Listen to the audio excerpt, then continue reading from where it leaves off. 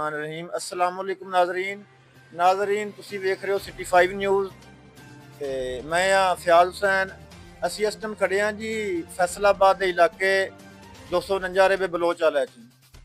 ते जैसा कि नाज़रीन सारिਆਂ ਨੂੰ इलम है कि इंडिया ने पाकिस्तान के मुख्तलिफ शहरों से हमला किया जिदे च उन्हें मस्जिदां शहीद कीतियां ने और बेगुनाह मासूम बच्चे शहीद किए ने, साडियां औरतां शहीद कीतियां ने।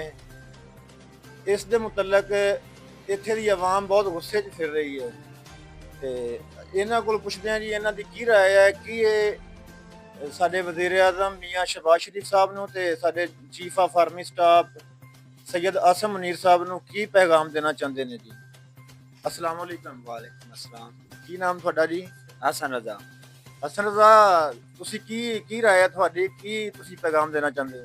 जनाब साढ़े नाल कीती इंडिया ने ज्यादती, उन्होंने बहुत बड़ी ज्यादती की, साढ़े ते हमले किए ने बगैर किसी गल तो बात तो। ते साडा जनाब वज़ीर आज़म शहबाज शरीफ नूं पैगाम है भी इसका बदला लिया जाए जिन्नी जल्दी हो सके। ते चीफ आसिम मुनीर नाल भी साडी भई यही राय है कि जल्दी हो सके जिन्ना इन्ना बदला लिया जाए जी। अस्सलाम वालेकुम। वालेकुम अस्सलाम। ਤੁਹਾਡਾ ਕੀ ਨਾਮ ਜੀ? मोहम्मद नवाज नाम है जी मेरा।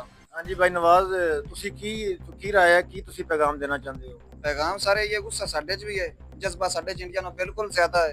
जो उन्होंने बहुत दरियाना हमले किए रात नूं, अगर दिन नूं करदे तो उसका भरपूर जवाब दिता जाएगा। मगरू भी अगर उन्होंने जंग की ख्वाहिश है तो बिल्कुल सारी आवाम और पाक फौज उन्होंने डट के जंग करेगी। अगर इंडिया नूं कोई मुगालता है असीं बिल्कुल उन्हां दा दूर करांगे। उन्होंने साडे नाल बहुत ज्यादती की, साडे जिहड़े उन्होंने आवाम ते हमले किए ने, ड्रोन के जरिए हमले किए ने, उन्होंने बिल्कुल गलत किया है। साडा यही पैगाम है शहबाज शरीफ साहब नूं, साडे जनरल साहब नूं, जो इसका बदला लवें जोड़े साडे मजलूम लोगों ने मारे ने। असीं आवाम उन्हां दे नाल खड़े हैं, बिल्कुल असीं अपना बदला चाहते हैं अपनी आवाम का जो उन्होंने साडे नाल ज्यादती। बहुत शुक्रिया। नारा तकबीर, अल्लाहू अकबर। जी नाजरीन अस्सलाम वालेकुम। वालेकुम सलाम। हाँ जी, की नाम अपना जी? रहील बास जी। हाँ जी रहील बास भाई, तुसी की कहना चाहते हो? जनाब असीं ये कहना चाहते ला इलाहा इल्लल्लाह मुहम्मद रसूलुल्लाह, असीं मुसलमान हाँ जी, असीं जज्बे वाले हैं, असीं गैर मुल्कां तरह नहीं, असीं मुसलमान हैं अल्हम्दुलिल्लाह। असीं अपनी जाना कुर्बान कर देंगे। साडा फौज पाक फौज नूं इतला है कि असीं आवाम ही तुहाडे नाल है, जिथे लोड़ पौंदी सानूं आवाज मारो, असीं हाज़िर हैं। असीं इंडिया दी धूड़ कट देंगे। किसी ने इंडिया नूं शक है तो आके साडे आवाम साडे असीं अल्हम्दुलिल्लाह मुसलमान हैं, पाक फौज दे नाल खड़े हैं। जिथे सानू कहन गए असीं आवाम हाजिर हैं।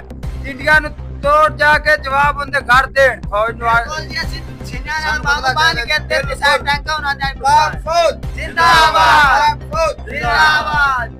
जी। नाजरीन ये सारी आवाम का मुतालबा है जी आला हुकाम वास्ते, वज़ीर आज़म मियां शहबाज शरीफ वास्ते और chief of army staff general Syed Asim Munir साहब से कि सानू ਜਿਹੜੇ ਉਹਨਾਂ ਨੇ ਬੇਗੁਨਾਹ ਸ਼ਹੀਦ ਕੀਤੇ ਨੇ ਉਹਨਾਂ ਦਾ ਬਦਲਾ ਚਾਹੀਦਾ ਹੈ ਤੇ ਇਹ ਬਦਲਾ ਲਿਆ ਜਾਵੇ।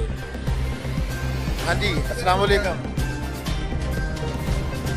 ਜੀ, ਕੀ ਨਾਮ ਤੁਹਾਡਾ ਜੀ? ਦੱਸੋ ਤੁਸੀਂ ਕੀ ਕਹਿਣਾ ਚਾਹੁੰਦੇ ਹੋ ਜੀ? सर जी साडे बहुत जज्बा है कि इंडिया ने साडे इमारत ते हमला किया है, साडी मस्जिदां ते हमला किया है ते साडा ही जज्बा है कि इंडिया तो बदला लेना चाहिए है ते इंशाअल्लाह ताला जी आपके साथ जी। बेशक पाक फौज जिंदाबाद, पाकिस्तान जिंदाबाद, पाकिस्तान जिंदाबाद। सारी आवाम का मुतालबा है कि साडे बेगुनाह शहरियों का बदला लिया जाए इंडिया कोलों। ਜਿਹੜਾ ਉਹਨਾਂ ਨੇ ਪੁਰਤਲਾਨਾ ਹਮਲਾ ਕੀਤਾ ਰਾਤ ਦੇ ਟਾਈਮ ਤੇ, ਉਹ ਸਾਨੂੰ ਦਿਨ ਦੇ ਟਾਈਮ ਤੇ ਲੈਣਾ ਚਾਹੀਦਾ ਤੇ ਐਸਾ ਲੈਣਾ ਚਾਹੀਦਾ ਕਿ ਕਿਸੇ ਦੁਨੀਆ ਨੂੰ ਦੱਸਣ ਦੀ ਲੋੜ ਨਾ ਪਵੇ। ਇਨਸ਼ਾਅੱਲਾ ਇਹ ਸਾਰੀ ਆਵਾਮ ਪਾਕ ਫੌਜ ਦੇ ਨਾਲ ਹੈ ਤੇ ਪਾਕਿਸਤਾਨ ਦੇ ਨਾਲ ਹੈ। ਨਾਰਾ ਤਕਬੀਰ, ਅੱਲਾਹੁ ਅਕਬਰ।